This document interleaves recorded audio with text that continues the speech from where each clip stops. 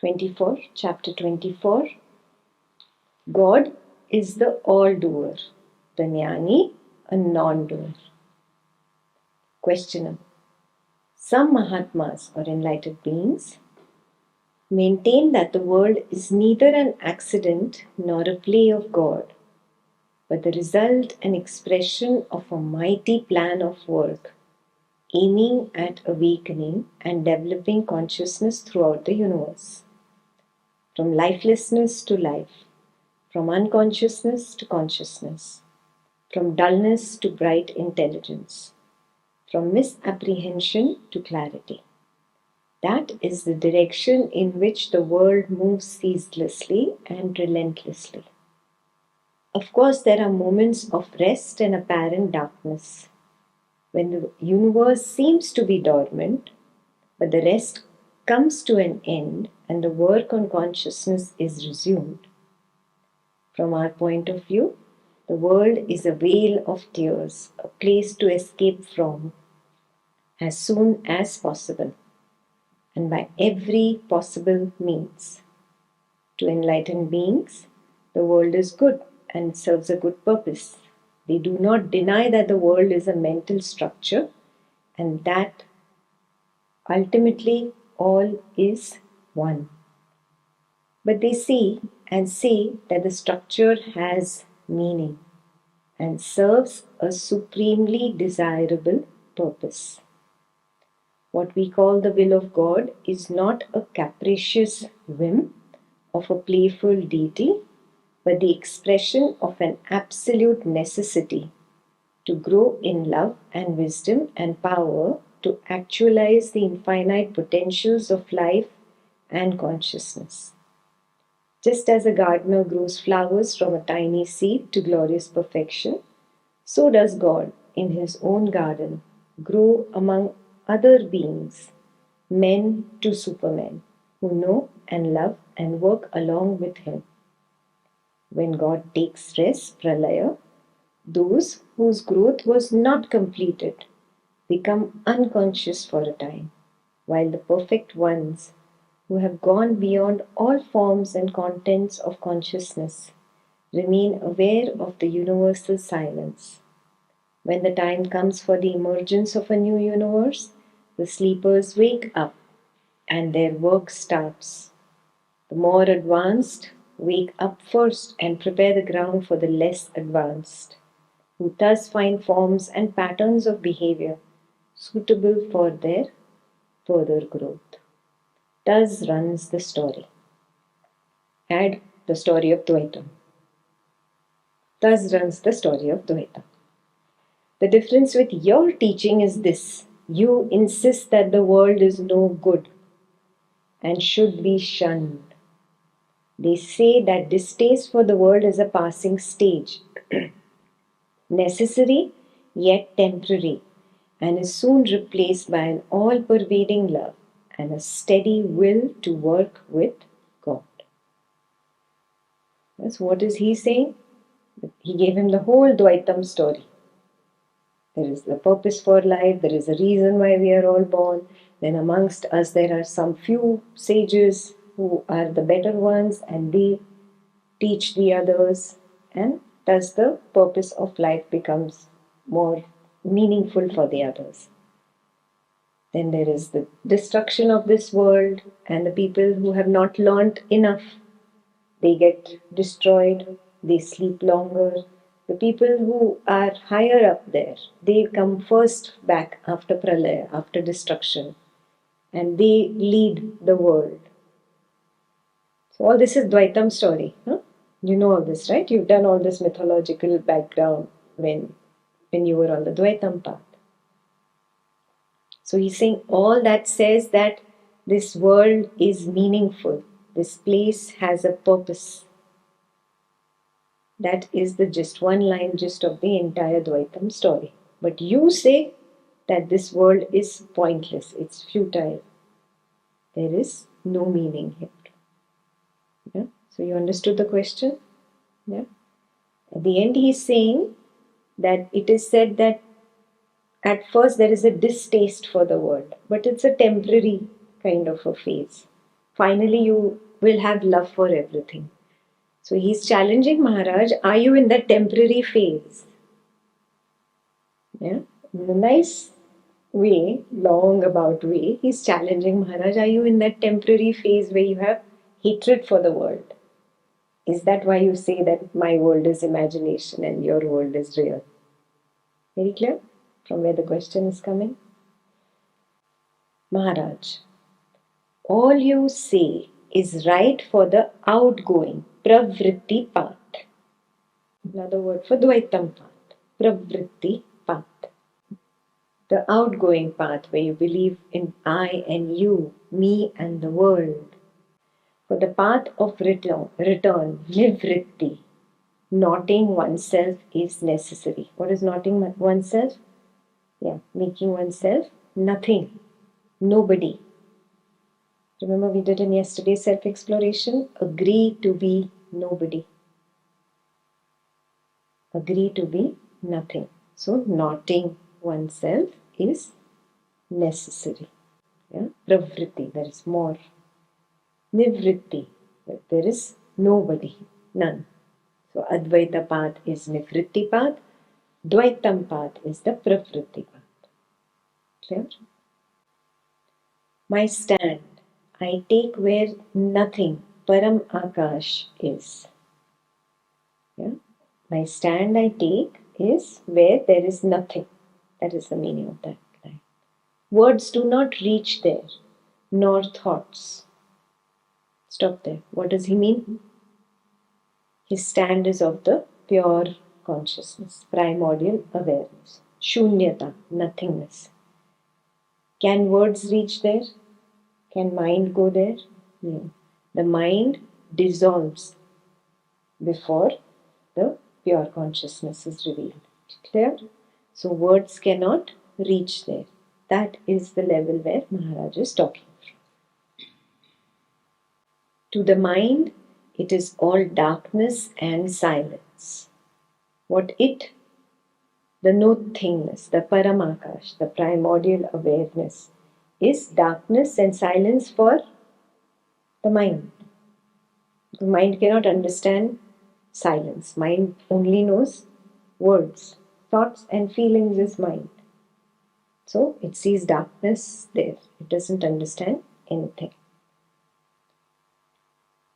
Then consciousness begins to stir and wakes up the mind, which projects the world, built of memory and imagination. So consciousness means witness consciousness, begins to stir up. So it arises in that nothingness. And that projects the Mahadakash, the waking state, the dream state, and the idea of the absence of waking and dream, which is deep sleep state. Clear? So you heard the word project directly from Maharaj. Yes. So I'll read that again. Consciousness begins to stir and wakes up the mind, which projects the world built of memory and imagination. Once the world comes into being, all you say may be so. It is in the nature of the mind to imagine goals, to strive towards them, to seek out means and ways, to display vision, energy, and courage. So, you're getting this? All the stories after that belong to imagination.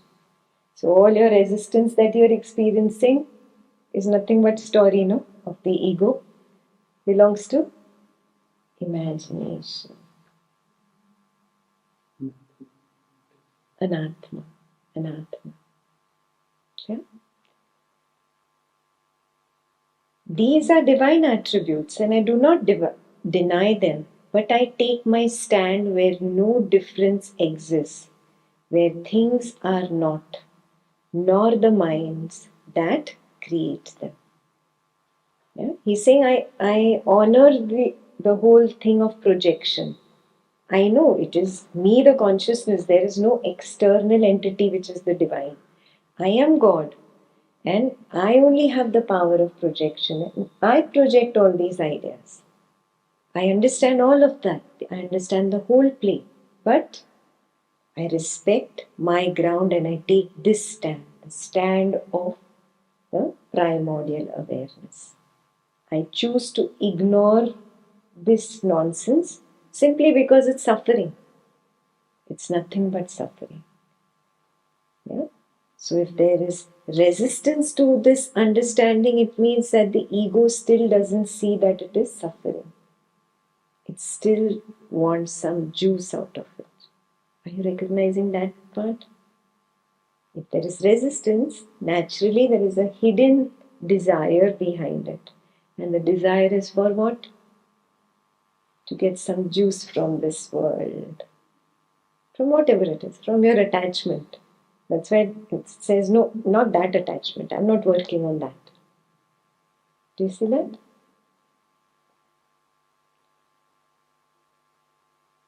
I take my stand where no difference exists, where things are not, nor the minds that create them.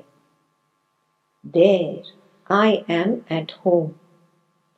Whatever happens does not affect me.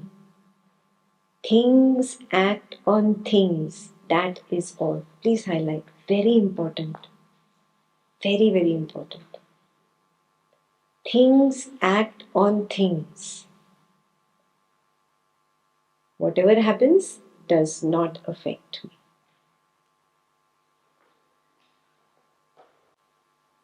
You are watching a film. In the film, there is this lady and she's going through some difficult situation. The financial situation is a thing. The lady on the screen is a thing. Things are happening on things. Everything is a drishya, including this. Is this becoming very clear? That's how Maharaj sees it. So, Maharaj is not somebody who used to live in a mansion. Have you seen the video? Yeah, then you should go back home and that's the first thing you should see on YouTube. Rays of the Absolute. Yeah. In that video, you will see Maharaj's very simple house, very simple bed. Very simple. He doesn't even have a proper chair to sit on. He sleeps on that bed and he sits on that bed only and talks. It's a very simple, humble kind of home. He does not have mansions. He does not care for mansions. He's very clear that whatever the situation is, the thing is happening on the thing. I remain unaffected. Do you see that? Yeah. So that is why this is very important, especially for the process that you're doing. What is your attachment? Your tiger, your butterfly? Who does it disturb? Who gets disturbed? Can the witness get disturbed? Who gets disturbed? This body-mind person, this person who says, how dare he, how dare she? This person, no? Things are happening on things. That's how he sees it. So add this to your process. Can I add this point? Things are happening to things, that is all. I am unaffected. Free from memory and expectation. I am fresh, innocent, and wholehearted. And this is very important. He's free from memory. That's number one.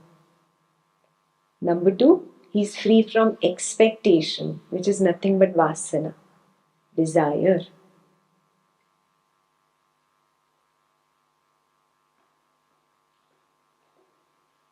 Because he's free from these two. It's nothing but vichara and vasana. He's free from them. Free from them doesn't mean that they don't arise. Free means they cannot trap me. They cannot grip me. If they arise like line on water and they are gone. They do not have a power over me. I am not the slave to vichara or vasana. Clear? That's how I am fresh, innocent, and wholehearted. What is wholehearted? You work you do this very half-heartedly, you do that very half-heartedly, you're pushed into this, you're pushed into that project, your boss says this work, at home a family member tells you to do this. There is no complete feeling. There's no complete feeling in your own world. In your own world, you just want to be like done with it. You're not really enjoying the process, right? So you're not wholeheartedly in your world. Whereas Maharaj is wholeheartedly in the nothingness. That's all that is there. Everything is in a state of deep sleep. The entire waking world is in a state of deep sleep. Slightly at a higher level, if it sounds very complicated right now, you will get there. But it's an experiential scene that happens only after you're dealt with all your attachments and they no longer bother you. There's no more resistance from the ego. When everything has been dealt with and discarded and trashed, everything absolutely silences down automatically. Automatically, all the butterflies and tigers are seen as just paper. Nothing real about them. They cannot touch me. Then this becomes like a screen, including this. It's there, but it's not there. It seems to be waking, but it's as good as dead. It does not have the impact that it had earlier. Whatever happens. Yeah. There is nothing like the ego remaining. Yeah. So the waking state is as if it is in deep sleep. That is how Maharaj is wholeheartedly in the nothingness. This cannot got to by intellectualization. You cannot get there. Deal with your attachments. Be done with them. Dropping all resistances. Because on the other side, when the attachments fall off and there is no memory haunting you anymore, this waking state becomes like a harmless screen made of paper. Doesn't exist.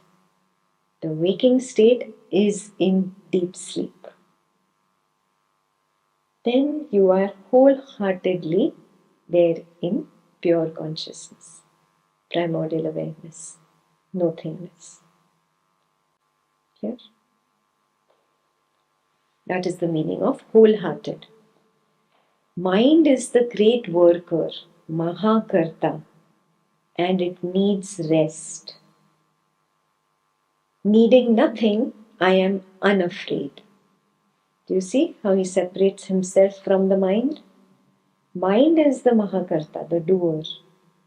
It gets tired of doing, and therefore that needs rest. But me, I don't have anything to do. I am unafraid. Yes. I am at peace because I need nothing. Who's afraid? Yes. And who's insecure basically. He's insecure about something. He feels this will make me secure, that will make me secure, that will make me secure. Mind does that, no? Mind says, oh, plan for your retirement. That is security. Oh, get a good partner. What will happen tomorrow? No kids. Who's going to take care of you? Security, security, security. All nice stories of security. Yeah? It's all mind stories, all mind stories. Only mind is insecure. Mind needs. That is why it is the karta. Understand why the karta bhav has come. Karta bhav has a root cause, the insecurity. Yeah? If you figure out the insecurity, the karta bhav will drop. just by recognizing it and being with it. Yeah.